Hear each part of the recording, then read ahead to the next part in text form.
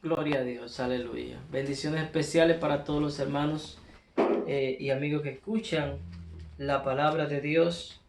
Vamos a continuar el estudio de la palabra en Mateo capítulo 5. Vamos a continuar en el versículo 1 y vamos a orar al Señor para que Dios hable a través de su palabra y que ya puedan hallar cabida en nuestros corazones y así hacer el trabajo que hace falta en nosotros. Querido Dios, glorifícate de una manera especial a través de tu palabra, Dios mío, que llegue a cada uno de los corazones y que haya en cabida. Y que tu palabra pueda, Dios mío, formarnos a la estatura de la plenitud de Cristo. Gloria a Dios que está marcada para que lleguemos a un varón perfecto. Gloria a Dios, porque sin santidad nadie verá tu rostro. Ayúdanos a permanecer en ellas y recibir tu palabra día a día para que ellas sigan, Dios mío, cumpliendo su misión en nuestra vida, en el nombre de Jesús. Amén. Gloria a Dios. Vamos a leer, cada uno va a leer 2 versículos y vamos a leer versículo 1 y 2, Derlin 3 y 4, Elizabeth 4, 5 y 6, Ashley y 7 y 8 va a leerlo su servidor. Amén. Leemos honrando al Padre, al Hijo y al Espíritu Santo. ¿Quién lee el 1 y el 2? Derlin. Dice, viendo la multitud subir al monte y sentándose y vinieron a él sus discípulos y abriendo su boca les enseñaba diciendo,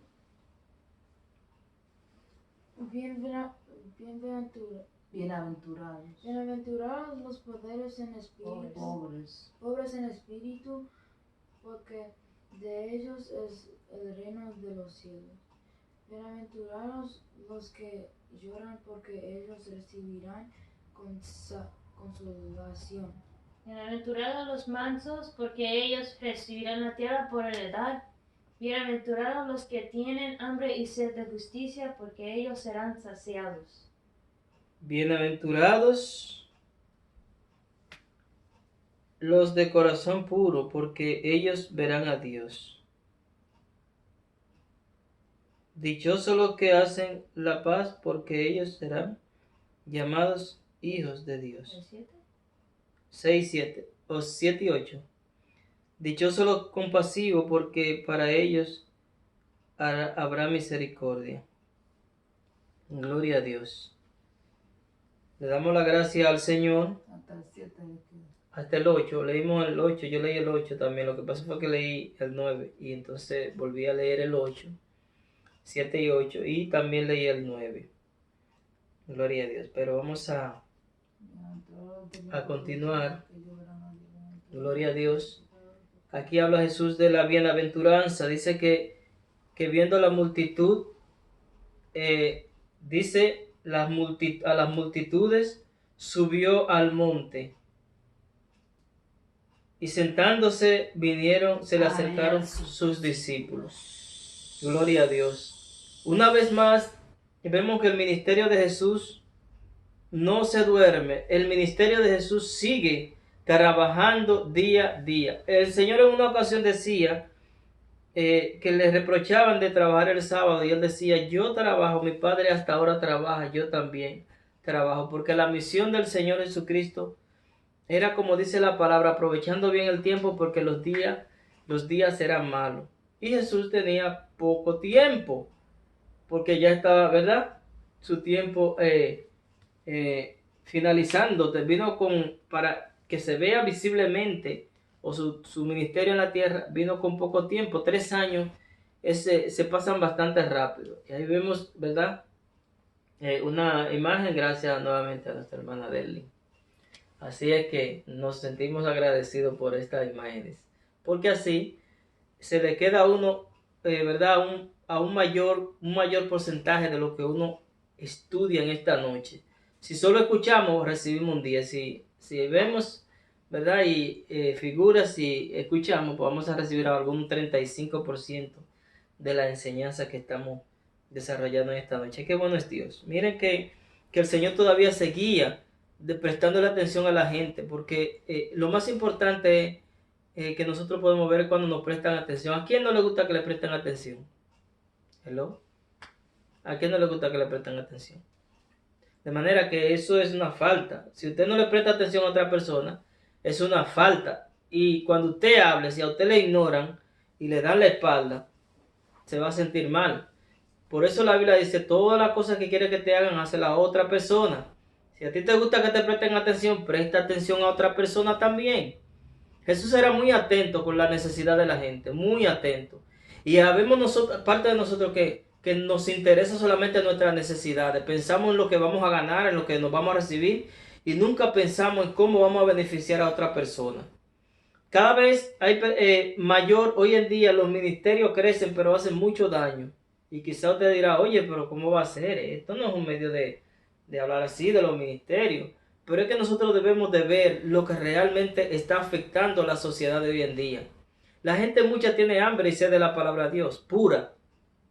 Porque la palabra de Dios pura, y con un ejemplo, las personas, ¿verdad? La persona llega más, la persona se consagra más, la persona como que presta más atención a lo que realmente es la seriedad de lo que se está hablando. Si hay ejemplo y hay predicación, la gente presta más atención y va a dar un paso firme. Pero hoy en día la gente viene a los pies del Señor y mira y sigue igual. Como que no se produce un cambio en el ser humano. ¿Por qué? Porque así mismo tal para cual la gente usa un medio de negocio ya en la predicación. Bueno, yo voy a predicar en una campaña, hay cálculo que van 5,000 gente, me gano tanto. Ya todo es un cálculo. Todo es voy a un concierto, la boleta la vendo a tanto, ya me gano y tanto.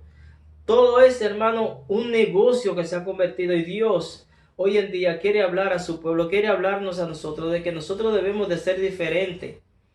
En Jesucristo no se vio esa vamos a decir, a la ambición. Jesús tenía necesidad, Jesús tenía deseo de que las almas llegaran a él, y tenía muchas necesidades porque Jesús andaba incluso caminando y a pie. Él mismo relata cuando los discípulos de Juan querían seguirlo, le dice, las aves tienen su nido y las zorras tienen cueva, pero el Hijo del Hombre no tiene ni donde recostar su cabeza. Era el líder principal y pudo haber ganado, porque cuánta gente no le seguía a Jesús. Mucha de esa gente quizá pudo haberle sacado, perdón, que hacer una casita bien buena. Sin embargo, Jesús no se enfocó, no era su enfoque era preparar la persona y ganar las almas, alcanzar las almas. No es malo que la persona pueda conseguir, pero no debe ser el enfoque de ningún pastor, de ningún evangelista, de ningún misionero. Yo de aquí quiero sacar mi casa. Si usted se dedicó al ministerio, dependa de Dios. Si usted se dedicó a predicar la palabra de Dios, dependa de la palabra del Señor. Porque dice la palabra de Dios que el que predique el evangelio, que viva del evangelio, pero hay muchas cosas que encierra ese vivir del evangelio. El evangelio no es para tú hacerte rico, el evangelio no es para que tú saques provecho, el evangelio es para que tú vayas a su nivel. Y Jesús nos enseñó a ir al nivel del evangelio. La necesidad. Suple tus necesidades y sigue hacia adelante predicando el evangelio de Jesucristo, ayudando, teniendo compasión de la persona. Lo que más tenía Jesús era compasión de la persona. Y aquí vemos su compasión nuevamente. Vio a la multitud. Dijo, esta gente tiene necesidad. Esta gente quiere oír la palabra de Dios. Pero cuántas veces quizás se nos invite, Dios a veces nos permite que nosotros permanezcamos en un ministerio pequeño, porque muchas veces si nos hacemos un ministerio grande, ya vamos a tener una tarifa para ir a aquel lugar.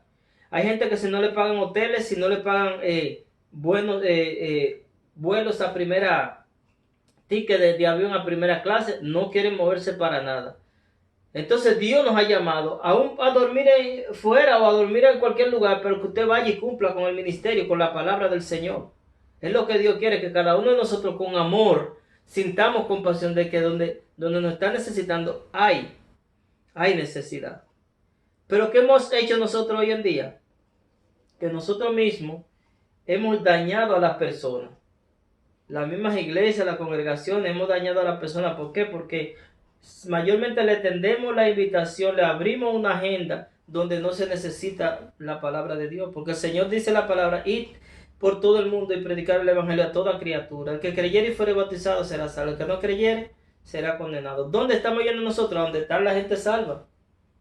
Muchas veces ya los evangelistas, los misioneros se enfocan donde hay gente reunida salva, porque allí pueden recolectar lo que ellos necesitan.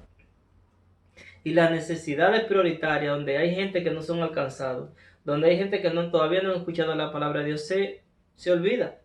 Ya los evangelistas son hoy, vamos a llamarle evangelistas de púlpito, ya no son evangelistas de campos, de selva, de lugares que no se ha llevado la palabra, sino que se han limitado. Y ya los mensajes ya mayormente no se dan para la gente. Tú vas a una iglesia y ves a un evangelista y es hablarle a la iglesia que va, o a sacar cosas de las iglesias, hacer espectáculos, pero realmente no es el enfoque del Señor. El Señor se fijó en la necesidad, subió al monte. ¿Por qué subió al monte? Porque allí, en aquel lugar, podría ser mejor, ¿verdad? Una especulación, la Biblia no lo dice, pero podría ser más alcance para su voz, porque no se usaban los que hoy nosotros utilizamos como amplificadores y micrófonos, y pudo allí, ¿verdad? La persona le quedaban baja y él quedaba en un sitio más alto y así la voz no se detenía y podía llegar el eco, el eco alcanzarse para que las multitudes pudieran escuchar la palabra de Dios, aquel que tenía necesidad. Gran, ¿verdad? Importante esto, o gran forma de poder alcanzar a las demás personas. Fíjense que el predicador o el que está en el ministerio, lo primero que tiene que pensar es en el oyente. Usted piensa en el oyente, la necesidad, porque usted va a predicar a diferentes tipos de personas. Y Jesús le predicaba a diferentes tipos de personas. Había gente que eran pobres. Eran gente, algunos que querían escuchar y otros no querían escuchar. Otros eran que iban a ver si podían sorprenderle en una falta. Otros iban para hacer recopilaciones de lo que hacía, para ir a llevarle información a los principales sacerdotes, de qué era lo que hacía y cómo lo hacía. Pero otros se interesaban porque querían conocerle, y otros se interesaban porque tenían necesidades interiores, espirituales, las reconocían e iban a él. Otros tenían enfermedades, muchas cosas habían en los oyentes, y hay que pensar, lo primero que tiene que hacer el predicador o el que va a exponer la palabra de Dios, es en los oyentes. Ahí están los oyentes. Jesús mira a la multitud porque estaban visibles. Aquí están todos los oyentes. Hay mucha gente con necesidad aquí. Subió al monte, se preparó. ¿Qué dice la palabra? Bueno, después de los oyentes, entonces usted va a elegir. Bueno, aquí hay muchos oyentes. Yo voy ahora a ver el tema que voy a poner para hablarle a esta gente. Entonces usted busca el tema de qué le va a hablar, y entonces se va a la palabra de Dios, busca el texto para, ¿verdad?, compaginarlo con el tema que usted va a hablar. Entonces usted tiene el texto bíblico. Ya tengo el tema que le voy a hablar a los oyentes, entonces aquí tengo el texto bíblico que le voy a hablar, y entonces te empieza a hablarle. ¿Qué le va a hablar? Use introducciones como hacía Jesús. Muchas veces utilizaba parábolas, muchas veces, ¿verdad? Y aquí empieza Jesús hablándole, dice que le hablaba de la bienaventuranza. Y dice que cuando él subió al monte, que verdad, se sentó, estaba en un lugar, verdad, que podía sentarse, porque Jesús era humano, también se cansaba, también caminaba mucho, y dio su mensaje, aprovechó para dar su mensaje sentado. O sea, Jesús no era de la persona alborotadora, que si no se estaba moviendo, no estaba brincando, pues no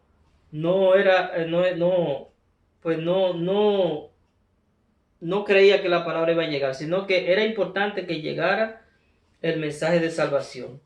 Y dice que allí empezó a predicarle. Los discípulos se acercaron a él y empezó hablándole diciendo: dichosos los pobres en espíritu, porque de ellos es el reino del cielo. Son la dicha de aquellos que tienen necesidades espirituales, que siempre están anhelando, ¿verdad? Lo espiritual. La palabra de Dios dice: andar en el espíritu y no satisfacer los deseos de la carne. Siempre como la vida, ¿verdad?, espiritual. Dichosos los pobres en espíritu, los que siempre tienen ese anhelo de acercarse a lo espiritual, a buscarse, que siempre sienten que necesitan, que le hace falta y están siempre buscando, porque el que le hace falta busca, si es que realmente necesita.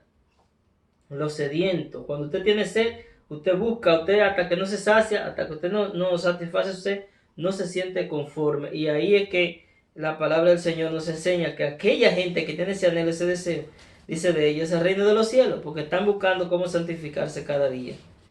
Dichosos los que lloran, porque ellos recibirán consolación. Ellos serán consolados los que lloran. O sea, ¿por qué lloran? Porque muchas veces las injusticias de los seres humanos nos hace llorar. Mucha gente se aleja de Dios. Eso hace que el que quiere buscar a Dios, que quiere acercarse a Dios, llore por esa persona. ¿Por qué? Porque sabe el peligro. Ahí tenemos un ejemplo de un profeta llamado Jeremías. Jeremías siempre clamaba a su pueblo, orientaba a su pueblo porque recibía la palabra de Dios. Él no quería hablar. Jeremías no quería predicar la palabra de Dios, pero para eso Dios lo llamó. Él no quería ni siquiera hablar en su nombre, pero sin embargo, cada vez que lloraba, por eso se le apodó el profeta llorón, hablaba llorando al pueblo, porque veía el peligro que venía y la gente seguía indiferente. No el que llora porque recibió una ira y que no pudo darle a una persona, no se lo pudo desquitar, o lloró por amargura porque lo dejaron. No son esa gente. Son los que realmente en la necesidad espiritual, en la presencia de Dios, tienen esa compasión que lo hace gemir, que lo hace pensar en las multitudes, como Jesús. Cuando entró a Jerusalén, lloró por Jerusalén. Jesús lloró.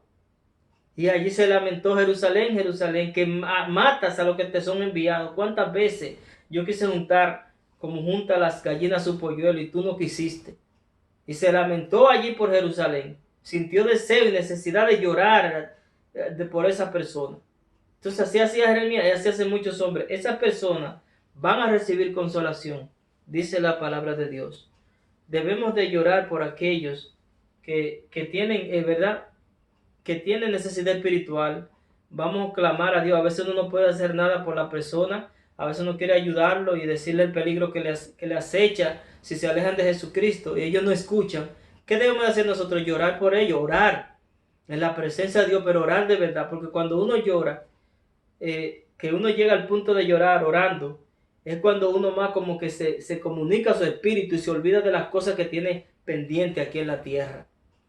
De manera que la oración es importante, hablar con Dios es importante, presentarle el caso a Dios de lo que está pasando.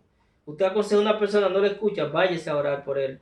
Ore, pero de corazón, gima delante de la presencia como hizo Ana. Acuérdense que Ana deseaba un hijo y allí lloró. Allí lloraba ante la presencia de Dios y Dios escuchó su clamor. Miren qué hermoso, Dios escucha a aquel que se humilla, porque esa gente recibirá consolación. Bienaventurados, dichosos los humildes, porque ellos... Bienaventurados los mansos. Solo humildes. Ajá, los mansos, los humildes, esos son. Porque ellos heredarán la tierra. Aquella persona mansa, aquella persona, la mansedumbre es la humildad. Una persona mansa, usted puede hablar con ella. Una persona mansa escucha, una persona mansa no se altera por cualquier cosa. O sea, esa es una parte del fruto del Espíritu Santo de Dios. Necesitamos nosotros ese fruto. Porque la palabra de Dios dice que nosotros debemos de anhelar ese fruto. Y hoy en día lo que menos se tiene es mansedumbre. La persona se aira por cualquier cosa, la persona se altera. Eso es una vida de estado de nerviosismo, una vida de desesperación. La persona tiene que ser manso. Y una persona mansa es una persona humilde. Escucha, recibe, entiende a la otra persona como quiere que lo entiendan a él. Entonces, este fruto, esta parte es parte del fruto del Espíritu de Dios, la mansedumbre. Y la Biblia dice de esta persona que ellos heredarán la tierra. ¿Por qué? Porque saben esperar, saben ser humildes. No es cualquier cosa que los saca a ellos que lo vuelve orgulloso. Porque la persona humilde, la persona mansa, siempre espera en el Señor. Tierra por heredad. Esos son los que van a recibir la tierra por heredad. De manera que debemos ¿verdad? De buscar ese fruto, el fruto del Espíritu, la humildad. Dichosos los que tienen hambre y sed de justicia, porque ellos serán saciados. Señor, que se haga justicia. Señor, que la gente se enderece, que haga lo... ¿Qué es hacer justicia? Es un justo que lo hace. O sea, cuando una persona tiene hambre y sed de justicia es porque es justo y hace la cosa justamente. De manera que en cualquier cosa que nosotros veamos que seamos injustos, ya estamos saliéndonos del plano de la palabra de Dios. Estamos saliéndonos fuera de la conducta divina del Señor Jesucristo. Y lo primero que el Señor nos recalca, una de las cosas que el Señor nos recalca, dice es que el que tiene hambre y sed de justicia serán saciados, porque morarán en un lugar donde no habrá más injusticia, nunca más. También yo creo que también se refiere físicamente, porque hay mucha gente que hay mucha hambre. Físicamente. Físicamente. En todo momento la injusticia puede... Y por eso mismo, por la injusticia, porque hay gente, por ejemplo, hay países que hay niños que se están muriendo de hambre, sin embargo, en ese mismo país hay gente que tiene un dineral para votar. Y sin embargo, la injusticia tan grande que cómo ese niño está pasando hambre o se está muriendo de hambre cuando hay uno que lo está acumulando todo. Deberá de compartirse, hubiera una verdadera justicia, comparte para que todos puedan. ¿Por qué pasa eso? ¿Por qué tú crees que pasa eso? Porque no hay nadie que vele por la justicia. Realmente nosotros tenemos un gobierno, pero el gobierno no vela por la justicia. El gobierno, por ejemplo, hay países que ellos distribuyen casas a la gente que no tiene casa, y una sola persona ha cogido hasta 7 casas de la gente que están en el poder, que están dirigiendo la empresa, que están dirigiendo el repartimiento. Y eso se riega en toda parte donde haya injusticia, dentro de las iglesias, dentro de las congregaciones, como también fuera de las congregaciones y a nivel mundial. Sí, porque todos van a tener que dar. Todos tendremos que dar cuenta a Dios. De manera que nosotros tenemos que tener cuidado, porque muchas veces nosotros podemos ser injustos incluso en nuestra propia casa. En nuestra propia casa podemos ser injustos. Entonces nosotros tenemos que velar por la justicia en todas partes, porque esa gente que cuando llega, que ve la injusticia, dice, oye, pero no se debiera actuar así. Tú llegas a un lugar, o llegaste nuevo a una congregación o a una iglesia, cosas, muchas veces que hace la gente se queda callado, ven cosas injustas y se quedan callados y dicen, bueno, aquí yo creo que la cosa no debiera marchar así. ¿Por qué? Porque el que tiene hambre y sed de justicia quiere ver que las cosas se hagan conforme a la escritura, a la palabra del Señor, y eso es lo que hacía Cristo. Cuando Cristo llegó, por eso era odiado. Nosotros no creamos que si actuamos con justicia vamos a ser bien recibidos. En ninguna parte que tú quieras que se haga justicia, tú o yo no vamos a ser bien recibidos. Vamos a ser mirados como la oveja negra. No se te va a dar la oportunidad que tú necesitas o que tú mereces. ¿Por qué? Porque tú puedes hablar de la justicia. Viene a dañar la cosa. Aquí estaba todo andando bien, la gente se sometía, la gente se subyugaba, nadie hablaba. Y ahora viene a querer hablar y a querer arreglar la cosa. Ya viene a cambiar la cosa. No es así. Donde quiera que tú vayas con esa actitud de que se haga justicia, va a pasar dificultades. No debiera de ser así. No debiera. Porque es lo correcto. La palabra del Señor nos da ejemplo acerca de Jesucristo. Cuando vino, tuvo muchas contrariedades. ¿Por qué? Porque Él actuaba justamente. Pero aquellos que estaban allí en el mando, que eran los principales sacerdotes, los sumos sacerdotes, no actuaban con la justicia. ¿Qué el Señor decía? Que ellos ponían cargas que no podían, que ellos mismos no movían ni con un dedo. ¿Eso es injusticia o no es injusticia? Claro que es injusticia. Porque no es justo que tú me pongas a mí algo, una ley, obligándome a hacerla cuando tú no la haces. Y en la trayectoria del ministerio de Jesús, todo lo que Él nos manda a hacer, lo hizo primero. Todo lo hizo primero. Nos manda a velar y orar, y Él oraba. Se levantaba muy de mañana. Nos mandaba a buscar el rostro de Dios, aunque sea una hora. Él lo hacía, oraba siempre, buscaba el rostro de su Padre. era misericordioso, ¿sí o no? Era compasivo con la gente, se compadecía. Y aún en el momento doloroso, el Señor estaba ahí, predicando la palabra de Dios en su momento difícil de la vida. ¿Ustedes creen que el Señor no pasó sin sabores? Los hermanos lo odiaban, lo burlaban. Sin embargo, Jesús nunca menciona ahí, en la historia, en el Evangelio, de que no, que mis hermanos se burlaban y eran malos. No, y el Señor pasó todas esas cosas que nosotros pasamos, peores, la pasó el Señor. Todo eso, desprecio, gente que no quería saber de Él, gente que lo presentaba como, una gente abandonada, quizá loco, lo que sea, pero pasó por todas las dificultades. Sin embargo, aquí no hay ningún comentario. Tuvo paciencia, fue misericordioso y dice aquí que ahora está enseñando a la gente y diciéndole aquello que van a recibir. No podemos ser injustos, hermano. No debemos de actuar en injusticia, porque a Dios eso no le agrada. Dichoso los compasivos, porque para ellos habrá ¿Qué misericordia. versículo es? Ese es el versículo 7. ¿Qué dice el versículo 7 en tu Biblia?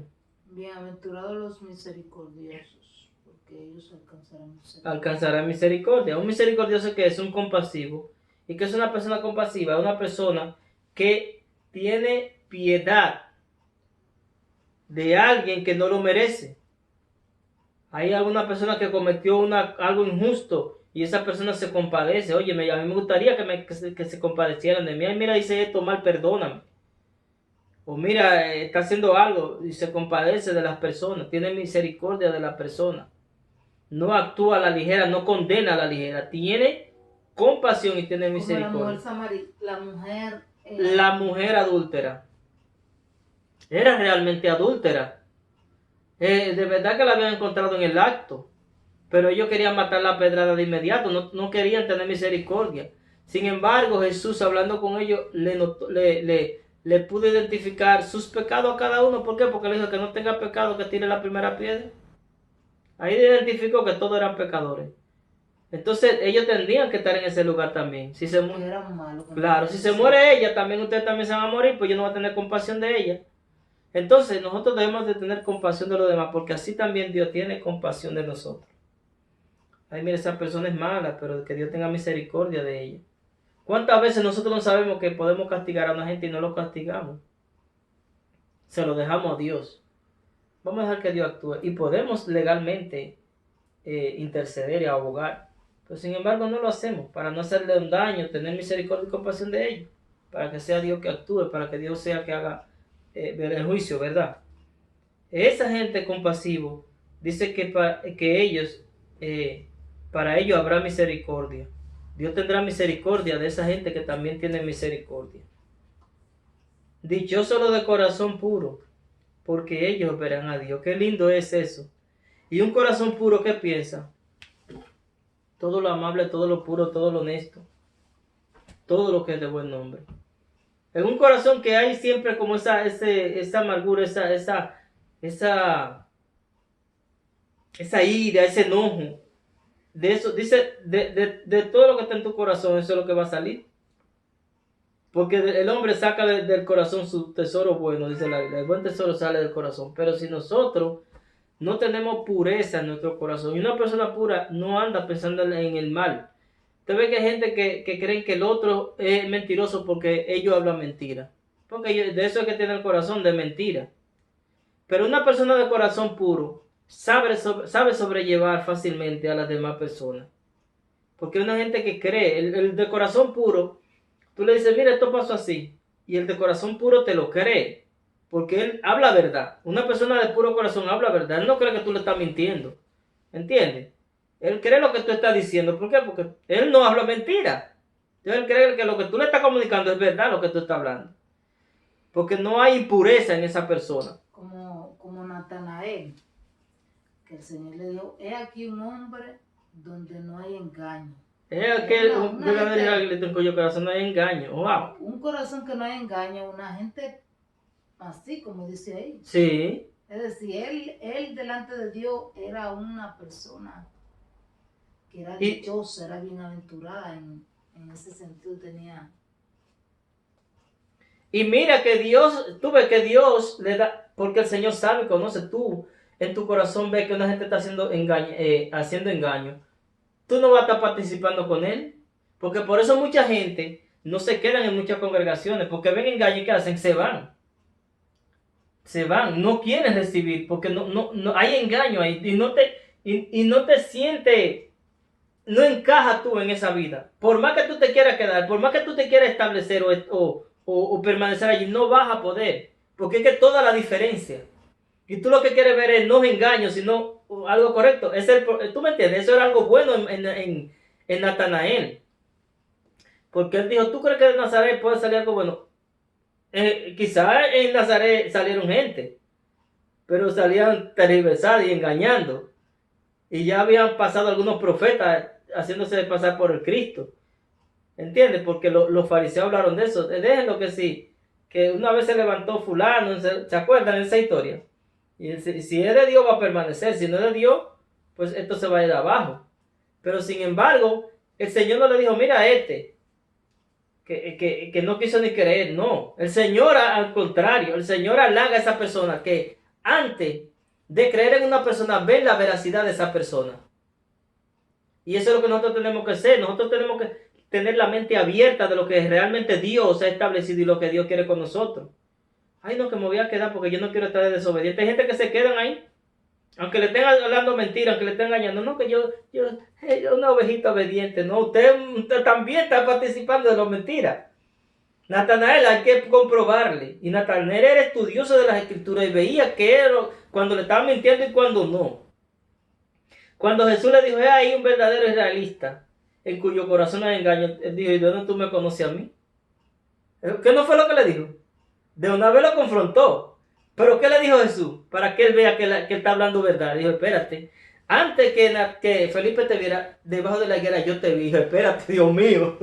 Señor mío, Dios mío. Pero espérate, porque te dije que te vi debajo de la higuera, ya tú te asombras por eso. Porque tú no has visto nada. Yo te voy a enseñar a ti lo que hay de verdad.